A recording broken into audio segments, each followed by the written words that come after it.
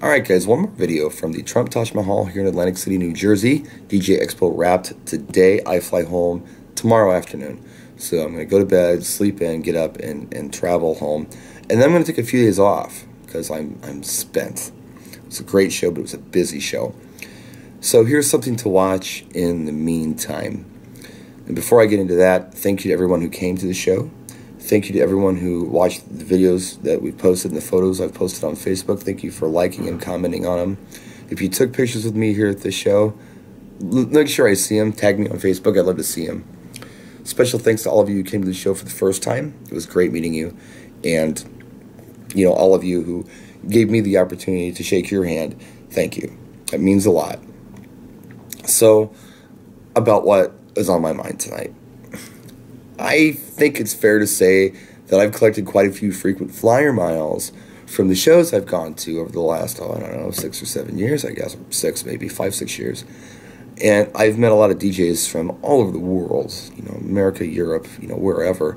A lot of DJs have came in from, you know, places like New Zealand and Australia and Asia, Africa. It's been incredible, the experiences I've been able to have and the people I've been able to talk to through going to these shows.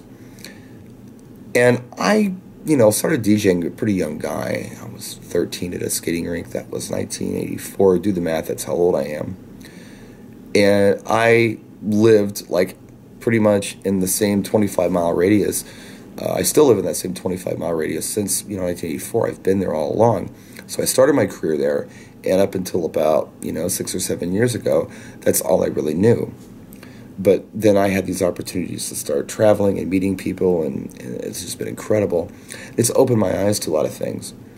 Now, one thing I can say is that a lot of things that DJs do are what we would call regional. You know, even if something doesn't totally work for you, that you're not familiar with, that's maybe from somewhere else, or from even just a style you're not used to, if that wouldn't work for you, or you don't feel like it would work in your market, I don't feel that we need to totally dismiss the entire performance, because there's some value in there somewhere. DJ Kool was just fantastic this year at Pizza Fest. That party started strong and ended stronger. I was there. Those of you who were there know it. It was a full house. People wanted more. And if you watch that video, watch real close. DJ Cash Money and Biz Markie are actually on stage with him. So look at the end of the video. I get a little shout out of him real quick.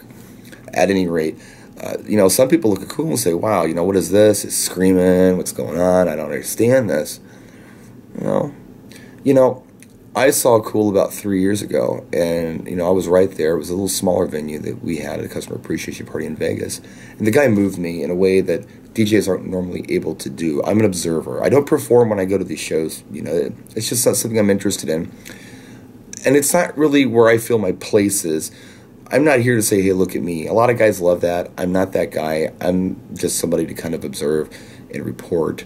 And, you know, we'll do a mix every once in a while, you know, just so everybody doesn't think I'm a punk. But that's not my main purpose, is, you know, to do that. So I'm watching, I'm analyzing the interaction between the crowd and the entertainer. Kool, I couldn't do it. I was just too into it. I had to become part of the crowd, and that felt so good. And I remembered a lot of the sets that he did. And I went home, and I did some of them, and they went over well, but not as well as they went over with Kool, because I'm not cool. You know, I can't be cool. When I first started doing wedding receptions, I think I was 17 years old. I was working for multi-ops, and I ended up working for a lot of different multi-ops and a lot of different DJs. And with every DJ that I worked with, I never looked at any of them and said, this is complete crap. I got nothing here.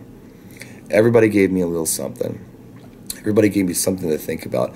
Everybody gave me just a little nugget. Some more than others. Some people I went out with and I thought, wow, this is nuts. If I could do this, if I could pull this off, this would be all I need to do. Very rare. And it doesn't matter because I'm not that guy. I can't do what he does. But again, I can see value in all of them. And what I did to come into my own was to find out what I liked and what I didn't like about every performer that I worked with. And I took all that information, or a lot of it, the stuff that I remembered anyway, and incorporated it into what became my unique style. So, before you dismiss any DJ, any performance, first of all, you have to ask yourself, are they effective? If the answer is yes, then what could I do? What could I take from their performance and make my own?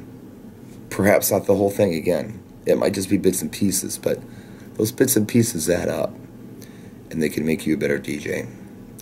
That's it. I'll see you in a few days. Let me rest. Thank you for coming to Expo. Thank you for watching. We will see you next time.